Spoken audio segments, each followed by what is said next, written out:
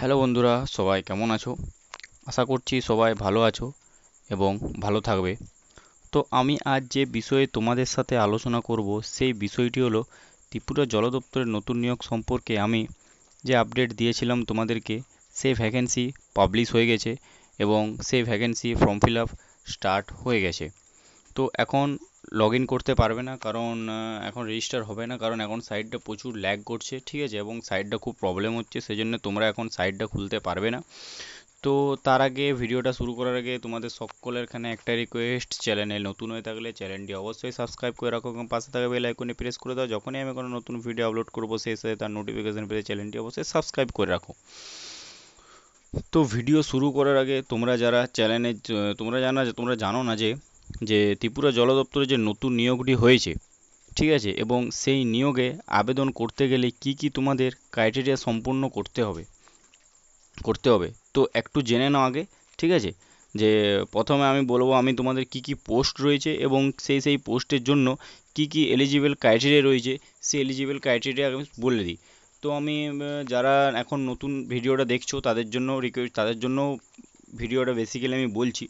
তো তার আগে একবার ভালো করে তোমাদের ক্লিয়ার হয়ে যাবে, ঠিক আছে। তো জেনে নাও আমি যেটা বলছি। তো ফার্স্টে যে 1 নম্বর পোস্ট নিয়ে আলোচনা করব সেটা হচ্ছে অ্যাসিস্ট্যান্ট ইঞ্জিনিয়ার, ঠিক আছে। ফার্স্ট পোস্টের নাম হচ্ছে অ্যাসিস্ট্যান্ট ইঞ্জিনিয়ার। তো এই অ্যাসিস্ট্যান্ট ইঞ্জিনিয়ার পোস্টের জন্য তোমরা যদি আবেদন করতে যাও, তাহলে এই পোস্টের জন্য আবেদন করতে গেলে তোমাদের তোমাদের কোয়ালিফিকেশান লাগবে। এখানে লাগছে বিএ পাস, ঠিক আছে। বিএ পাস যদি তোমাদের করা থাকে তাহলে এই পোস্টের জন্য তোমরা আবেদন করতে পারবে। এবং বিএ পাসের সাথে তোমাদের যদি এইচএস পাস থাকে সেটাও তোমরা আবেদন করতে পারবে। কিন্তু এটা একটা ক্রাইটেরিয়া আছে যে এইচএস পাস যদি করা থাকে, এইচএস পাসের জন্য তোমাদের ডিপ্লোমা লাগবে।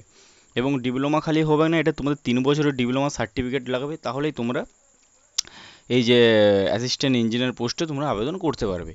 এবং প্রত্যেকটা পোস্টের জন্য আলাদা আলাদা স্যালারি আছে, ঠিক আছে। তো আমি তোমাদেরকে জাস্ট পুরোপুরি বলছি না, জাস্ট হালকা করে বলে রাখছি। আমি তোমাদেরকে ফর্ম ফিল আপের ডিটেলস দিতে এসেছিলাম, আপডেট দিতে এসেছিলাম, সেই জন্যে আমি জাস্ট তোমাদেরকে ছুঁয়ে রাখছি যে কী কী জল দপ্তর ভ্যাকেন্সিতে কী কী তোমাদের রয়েছে, ঠিক আছে। তো যাই হোক, আমি হালকা করে বলছি। এবং যে 2 নম্বর পোস্টে নিয়ে আলোচনা করছি, সেই 2 নম্বর পোস্ট হচ্ছে রিসার্চ অ্যাসিস্ট্যান্ট।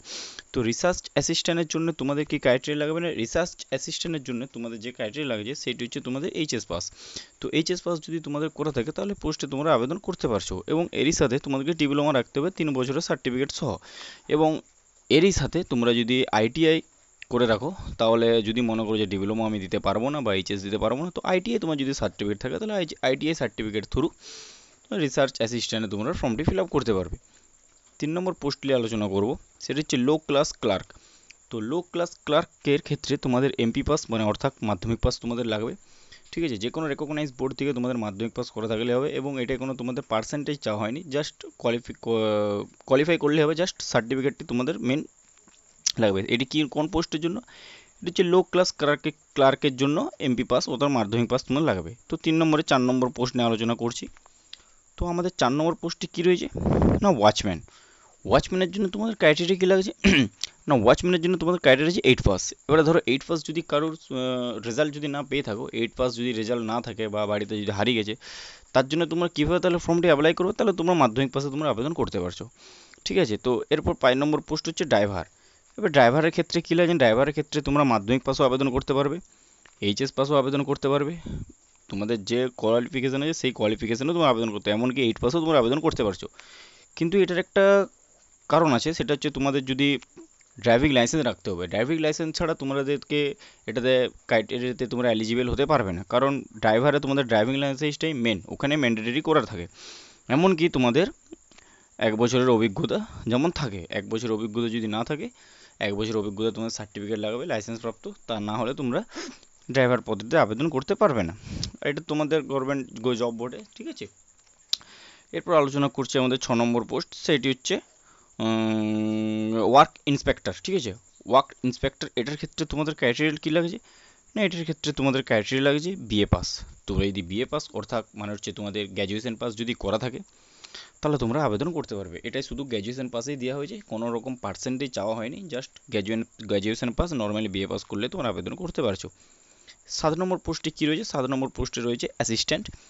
অ্যাসিস্ট্যান্টের ক্ষেত্রে তোমাদের লাগবে এখানে এইচএস পাস, মাধ্যমিক পাস নয়, এইচএস পাস থাকলে তাহলে তোমরা অ্যাসিস্ট্যান্টের ক্ষেত্রে তোমরা আবেদন করতে পারবে। ঠিক আছে। এবার 8 নম্বর পোস্টে রয়েছে গ্রুপ সি এ তোমরা যদি আবেদন করতে চাও, এটা তোমাদের মাধ্যমিক পাস রাখবে, যে কোনো রেকগনাইজ বোর্ড থেকে মাধ্যমিক পাস করলেই হবে, এটা কোনো পার্সেন্টেজ চাওয়া হয়নি, জাস্ট পাস। আমি যতগুলো বলছি কোনোটাতেই কোনো পার্সেন্টেজ চাওয়া হয়নি, জাস্ট পাস করলেই হবে। গ্রুপ ডি আছে, গ্রুপ ডি এর ক্ষেত্রেও সেম কন্ডিশন, জাস্ট মাধ্যমিক পাস করলেই হবে, এবং ক্লার্কের ক্ষেত্রেও সেম, জাস্ট মাধ্যমিক পাস করলে হবে। এবারে কারা কারা তোমরা আবেদন করতে পারছো না, এই যতগুলি পোস্ট বললাম আমি, প্রায় 8টা 9 10 11টে 12টার মতন পোস্ট বললাম, এই পোস্টগুলিতে তোমরা ছেলে এবং মেয়ে উভয়ই আবেদন করতে পারছো। তো দাদা ছেলে এবং মেয়ে উভয় আবেদন করব, তো বয়স কত লাগবে না, তোমাদের এজ ক্রাইটেরিয়া কী রয়েছে না, এজ ক্রাইটেরিয়া তোমাদের রয়েছে 18 থেকে 40 বছর বয়সের ভিতরে। 18 থেকে 40 বছর হতে, আর মিনিমাম 18 বছর, ম্যাক্সিমাম 40 বছর, 41 হলে হবে না, জাস্ট 40 বছর হয়ে হবে। এরপর তোমাদের গভর্নমেন্ট রিল্যাক্সেশন রুল অনুযায়ী তোমাদের এসসি এসটি যদি কাস্ট সার্টিফিকেট থাকে, তাহলে এসসি এসটি কাস্ট সার্টিফিকেট থাকলে তাহলে তোমরা পেয়ে যাচ্ছ 5 বছর ছাড়, এবং যদি তোমাদের ওবিসি কাস্ট সার্টিফিকেট থাকে তাহলে তোমরা পেয়ে যাচ্ছ 3 বছর ছাড়। তো আশা করছি আমি তোমাদের সবাইকে বোঝাতে পেরেছি। এসসি এবং এসটি যদি থাকে তাহলে তোমরা ছাড় পেয়ে যাচ্ছ 5 বছর, এবং ওবিসি সার্টিফিকেট থাকে তাহলে তোমরা পেয়ে যাচ্ছ 3 বছর ছাড়। এরপর দাদা এটা আমি অ্যাপ্লাই কী করে করবো না, এটা অ্যাপ্লাই তোমাদের পুরোটাই অনলাইনেই অ্যাপ্লাই করতে হবে, ঠিক আছে না। অনলাইনে তোমাদের অ্যাপ্লাই করতে গেলে তোমাদের অফিসিয়াল সাইটে আসতে হবে, অফিসিয়াল সাইটে এসে সেখান থেকে তোমাদের ফর্মটি অ্যাপ্লাই করতে হবে। তো আমি ডেডিকেটেড একটা ভিডিও বানিয়েছিলাম, তো সেখানে আমি তোমাদের শর্ট নোটিশ দিয়েছিলাম, তো এখন পাবলিশ হয়েছে, তো এখন সাইট খুলছে না, খুব ল্যাগ করছে, প্রবলেম হচ্ছে সাইট খুলতে। তো আগে ভিডিওটা দেখে নাও, তারপর আমি লাস্টে আলোচনা করছি। এরপর বয়স বললাম, ঠিক আছে, ছেলে মেয়ে উভয় আবেদন করতে পারছো 18 থেকে 40 বছর বয়স। এবার এটা যে তোমরা আবেদন করবে ফর্মটা, এটা তোমাদের স্যালারি কীরকম থাকছে, আগে স্যালারিটা তোমাদের বলে না, স্যালারি তোমাদের 19,000 থেকে 1,42,000 পর্যন্ত স্যালারি ইনক্রিজ হয়ে পর তোমাদের 1,42,000 পর্যন্ত হতে পারে। আশা করছি বোঝাতে পেরেছি আমি তোদেরকে। তো এটা পোস্ট তোমাদের কত থাকছে না, এখানে তোমাদের পোস্ট থাকছে 3,560টি, টোটাল ছেলে মেয়ে উভয় পোস্ট, এতগুলো যে তোমাদের পোস্ট বললাম সেই পোস্ট অনুযায়ী যতগুলো সিট বললাম সব সিট থাকছে তোমার 3,560টি। 3,560-এর ভিতরে তোমাদেরকে একটি সিট নিতেই হবে, এটা তোমরা মাথায় রাখবে। এবার হচ্ছে তোমরা কিভাবে নেবে, তো সবথেকে বড় ব্যাপার এখানে তোমাদের ফার্স্টে তোমার রিটেন এক্সাম হচ্ছে, রিটেন এক্সামটি হচ্ছে তোমাদের 50 নম্বর, অর্থাৎ 50 নম্বর রিটেন এক্সাম, 50 নম্বরের নর্মালি তোমাদের এক্সাম হবে। তো রিটেন এক্সামে কী কী সিলেবাস আছে এবং কীভাবে এক্সাম নেওয়া হয়, কত কাট অফ যায়, এটা যদি তোমরা চাও আমার কমেন্টে বলতে পারো, আমি আরও একটা ভালো রকম ডেডিকেটেড ভিডিও বানিয়ে দেবো। তো আশা করছি বুঝতে পেরেছি 50 নম্বরে তোমাদের রিটেন এক্সাম কোয়ালিফাই করতে পারলে তোমাদের ডকুমেন্টস ভেরিফিকেশান হবে। না ডকুমেন্টস ভেরিফিকেশান কী কী লাগবে সেটা বলছি আমি, এবং এটা তোমাদের অল ওভার ইন্ডিয়া ভ্যাকেন্সি, তোমরা যেখান থেকে খুশি আবেদন করতে পারবে। ত্রিপুরা থেকে তো পারবেই, ত্রিপুরা থেকে গোল্ডেন অপরচুনিটি, কারণ সেখানে তোমরা জব পোস্টিং পাবে এবং সেখানে তোমাদের এক্সাম সিট পড়বে ত্রিপুরাতে, এবং এটা তোমরা অল ওভার ইন্ডিয়া ভ্যাকেন্সি একটা।